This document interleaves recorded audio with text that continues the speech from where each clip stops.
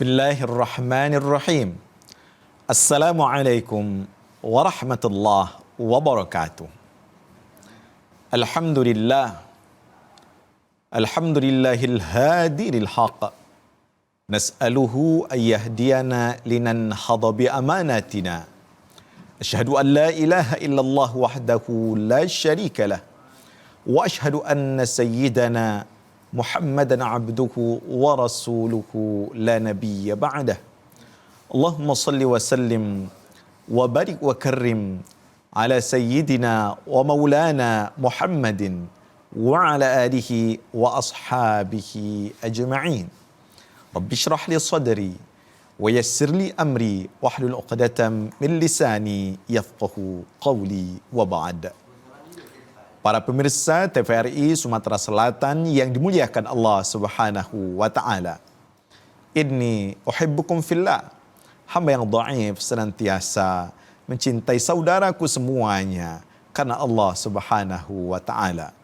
Sebagaimana Allah pertemukan kita di dunia ini dalam ketaatan dan kebaikan, semoga kelak Allah pertemukan kita di dalam surganya yang tertinggi. Amin. Allahumma amin.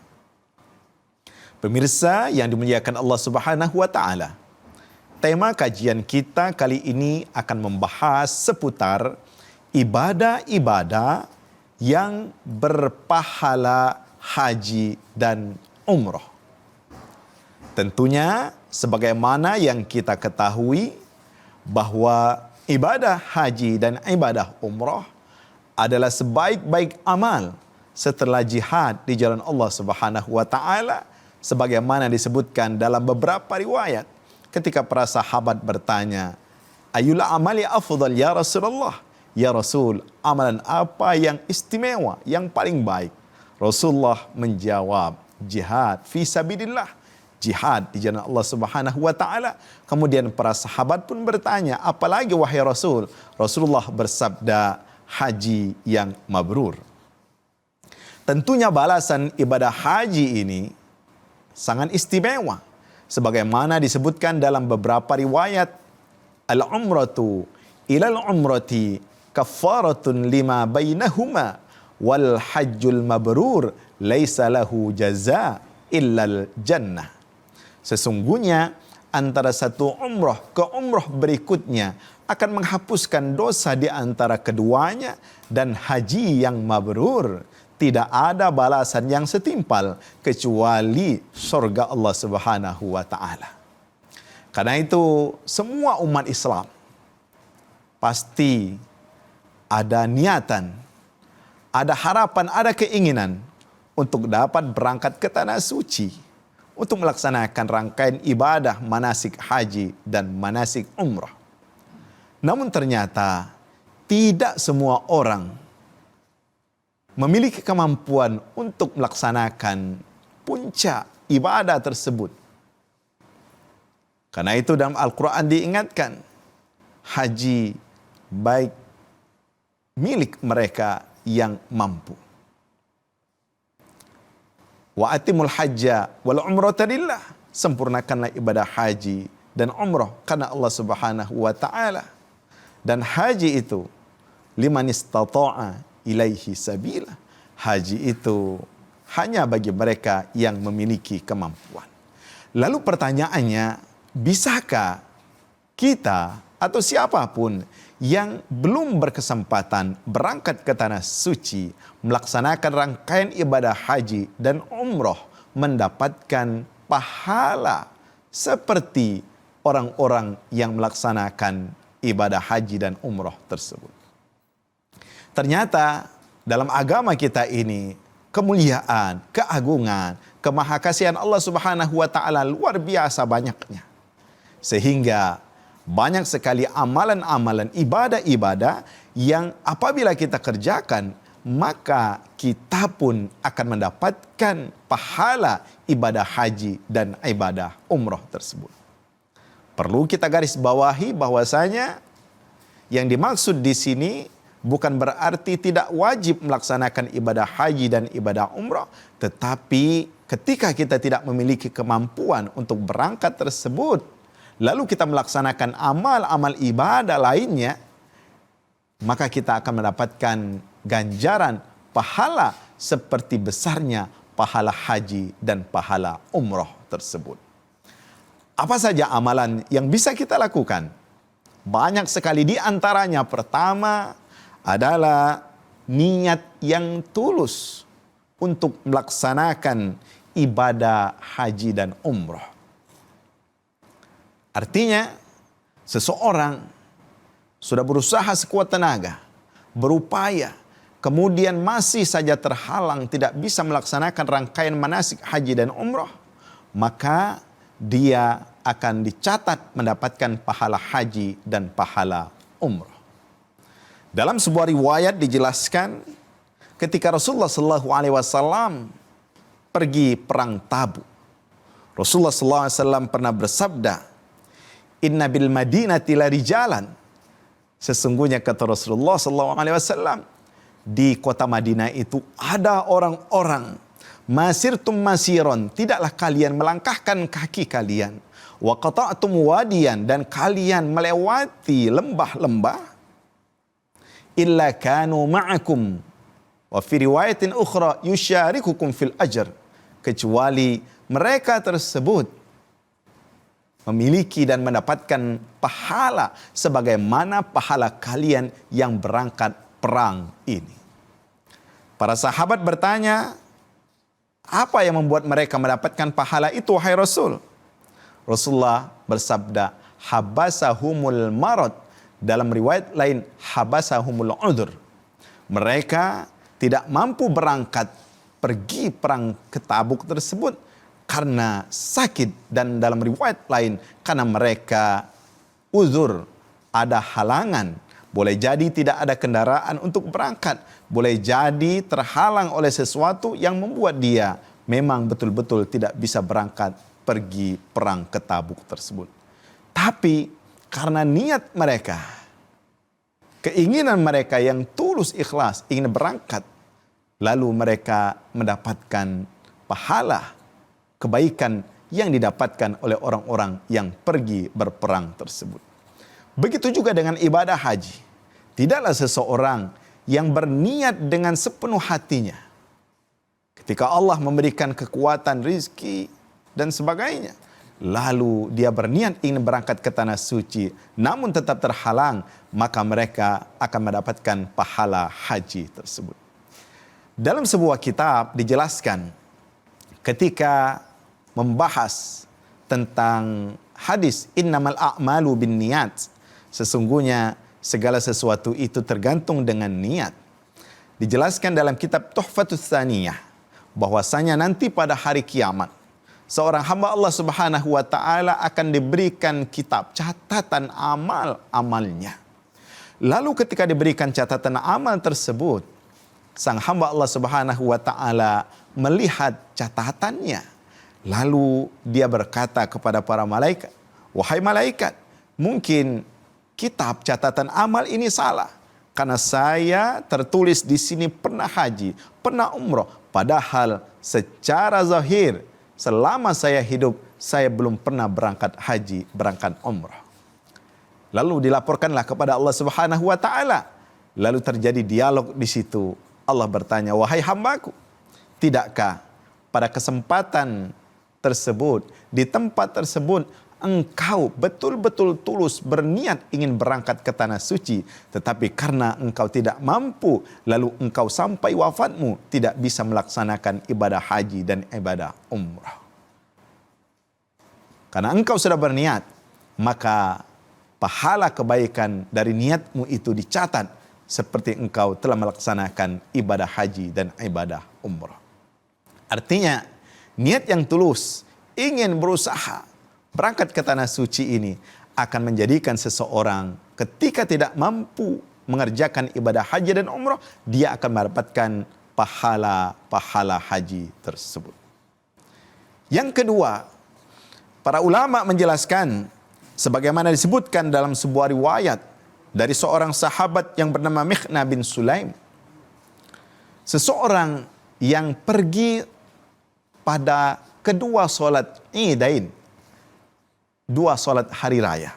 Disebutkan al-khuruju yaumal fitri ta'dilu umratan. Seseorang yang keluar dari rumahnya pergi melaksanakan solat Idul Fitri, maka dia akan mendapatkan pahala umrah.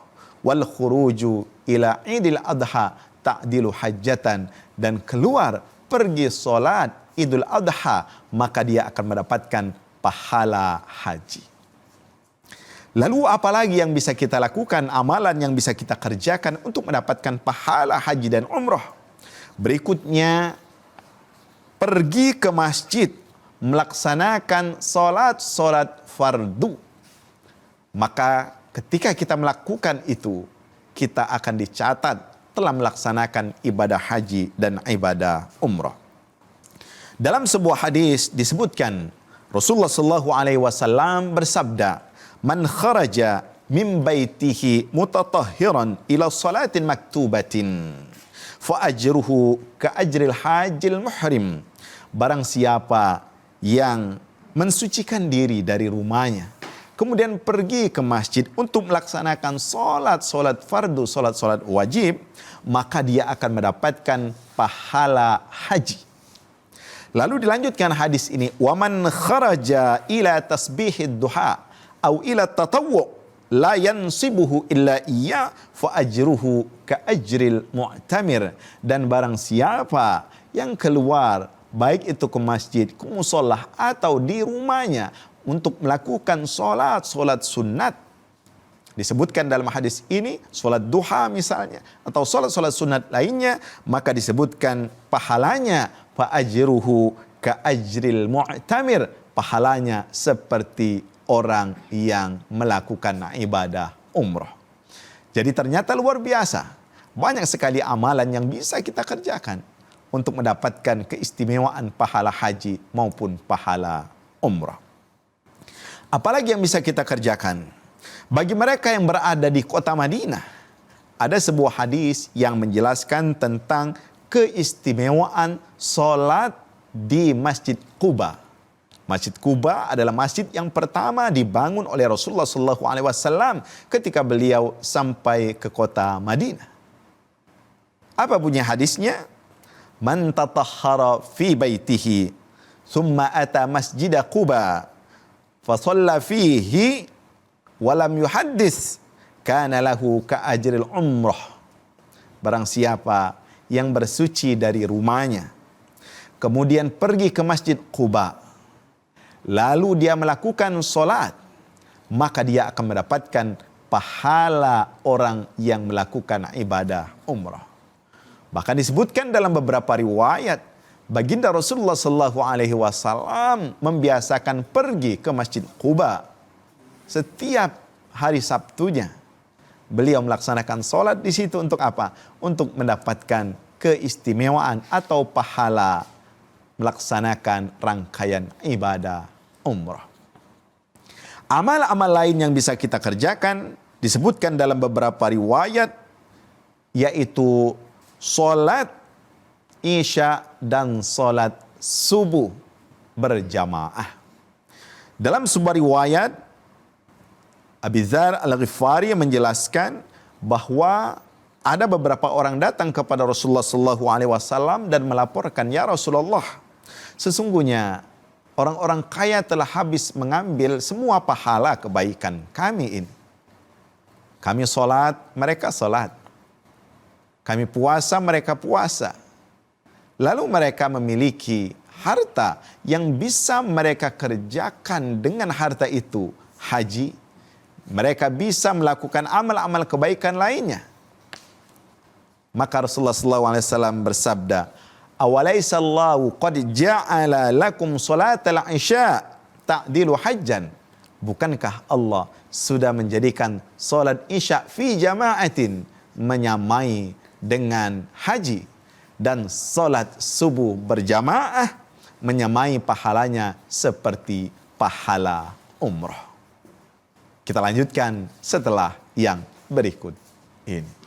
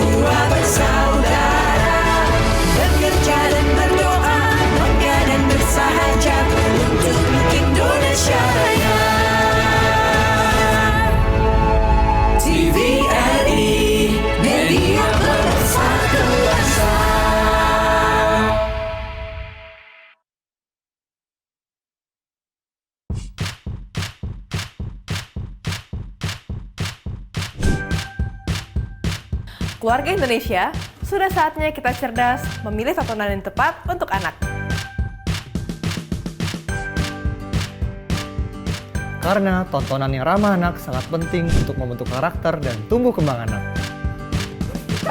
TVRI menghadirkan program-program tayangan yang edukatif dan aman untuk buah hati kita. Ayo ke museum. Buah hatiku sayang. Sayang. Mari Kami, anak-anak desa, hidup dari lontar. Seru-seru kan acaranya? Seru banget! Teman-teman jangan lupa nonton TVRI ya. Dan pastinya ramah untuk anak.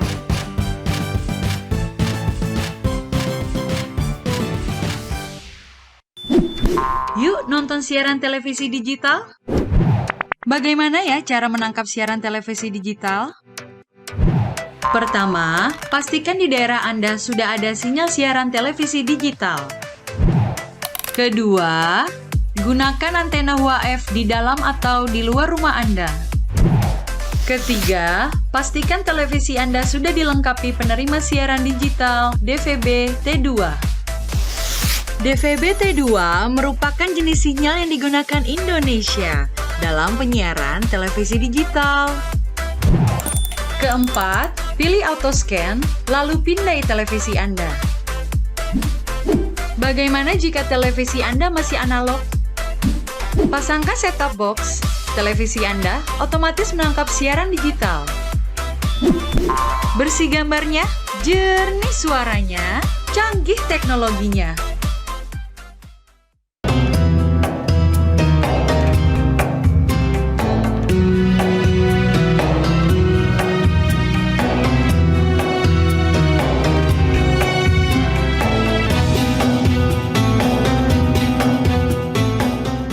Para pemirsa yang dimuliakan Allah Subhanahu wa taala.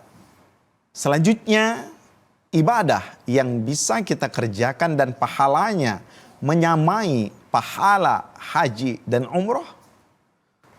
Salat sunat syuruk atau salat sunat isyraq.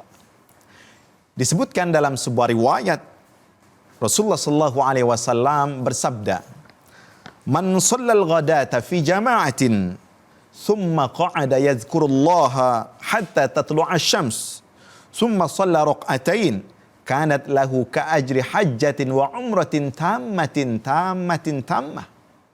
Kata Rasul, barang siapa yang solat subuh berjamaah, dalam riwayat lain disebutkan solat subuh di masjid, summa qa'ada yazkurullah, kemudian dia duduk zikir kepada Allah Subhanahu wa taala.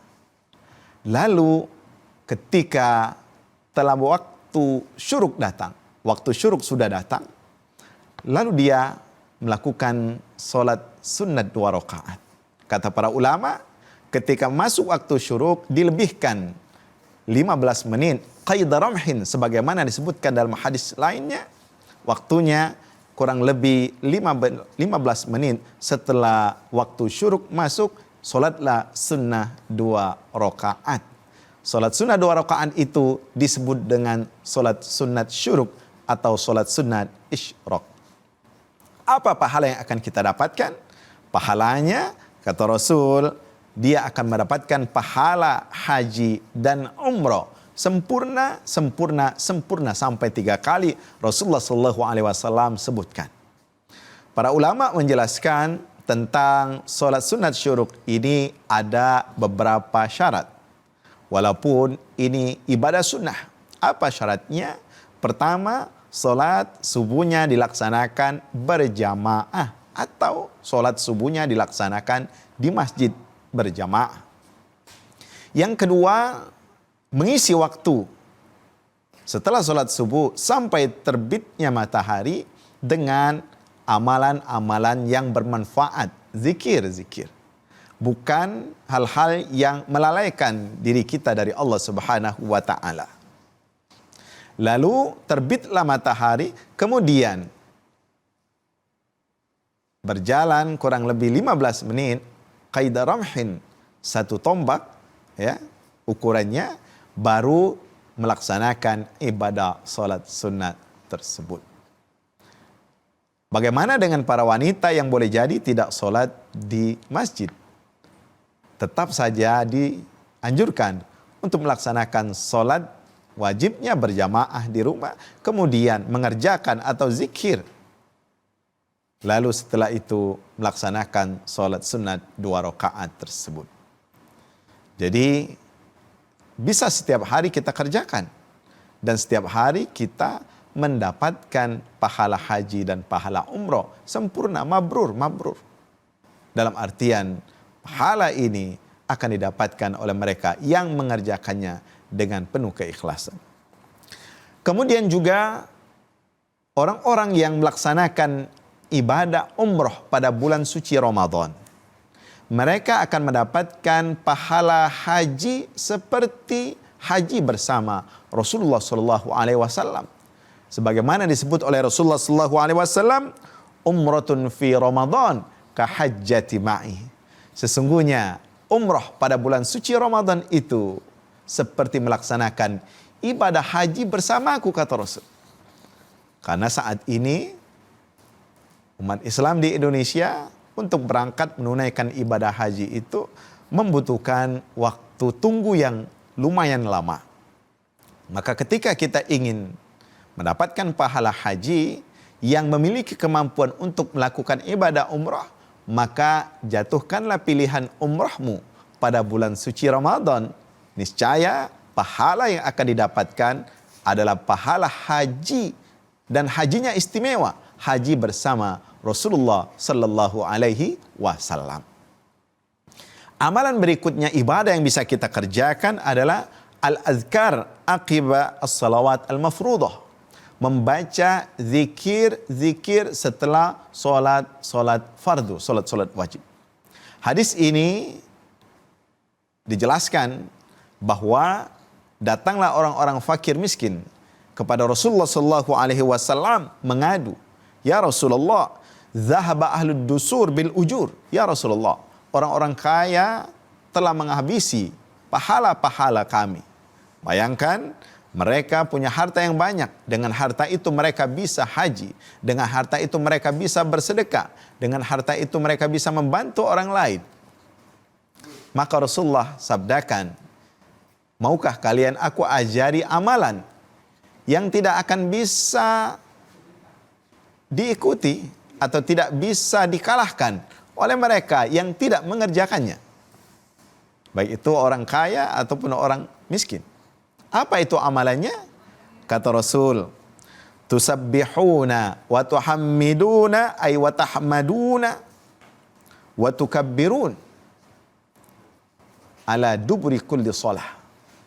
Hendaknya kalian mengucapkan tasbih setiap selesai salat. Berapa jumlahnya? 33 kali. Dalam riwayat lain disebutkan membaca tasbih 33 kali, kemudian membaca tahmid 33 kali, kemudian membaca takbir wa tukabbiruna, membaca takbir 33 kali. Dalam riwayat lain disebutkan dan ditutup dengan la ilaha illallah wahdahu la syarikalah lahul mulku wa lahul hamdu wa huwa ala kulli syai'in qadir. Maka kata Rasulullah, pahala yang kalian dapatkan itu akan mengalahkan orang-orang yang kaya yang beramal soleh tersebut. Lalu ternyata dalam hadis ini disebutkan, orang-orang miskin datang lagi kepada Rasul. "Ya Rasulullah, ternyata orang-orang kaya yang baik ini, mereka mendengar rahasia ini. Dan akhirnya mereka pun membaca wirid atau zikir setelah sholat fardu, sebagaimana yang kami baca." Maka kata Rasul, "Zalika fadlullah yu'tihi man yasha." Sesungguhnya itu adalah keutamaan yang Allah berikan kepada orang-orang yang Allah kehendaki. Para pemirsa yang dimuliakan Allah Subhanahu wa taala, apa amalan lain yang bisa kita kerjakan? Amalan berikutnya adalah at-tabkir li salatil jumu'ah, yaitu khususnya bagi kaum laki-laki bergegas pergi solat Jumat. Jadi pergi solat Jumat ini sebagaimana disebutkan dalam sebuah riwayat, "Innalakum fi kulli jum'atin hajjatun wa umrah fal hajjatu al hajiru lil jum'ati wal umratu intizarul asri ba'dal jum'ah. Kata Rasul, sesungguhnya kalian setiap Jumat itu akan mendapatkan pahala haji dan umrah. Apa pahala hajinya? Bergegas pergi solat Jumat, kemudian menunggu solat asar pada hari Jumat akan mendapatkan pahala umrah. Pemirsa yang dimuliakan Allah Subhanahu wa taala, banyak lagi amalan yang bisa kita kerjakan untuk mendapatkan pahala ibadah haji dan pahala ibadah umrah. Ini menunjukkan bahwa agama kita ini agama yang luas, agama yang tidak mempersulit kita, dan kita setiap waktu memiliki kesempatan untuk menambah pundi-pundi amal kebaikan kita di hadapan Allah Subhanahu wa taala. Semoga kita dapat melaksanakan rangkaian ibadah haji dan ibadah umrah, dan bila kita belum kesampaian, maka jangan kita lupakan ibadah-ibadah yang bisa kita kerjakan di tanah air ini, tetapi pahalanya menyamai pahala haji dan pahala umrah. Semoga bermanfaat dan memberikan pencerahan bagi kita semuanya. Rabbana zalamna anfusana wa illam taghfir lana wa tarhamna lanakunanna minal khasirin. Rabbana atina fid dunya hasanah wa fil akhirati hasanah wa qina adzaban nar. Walhamdulillahi rabbil alamin. Wassalamu alaikum warahmatullahi wabarakatuh.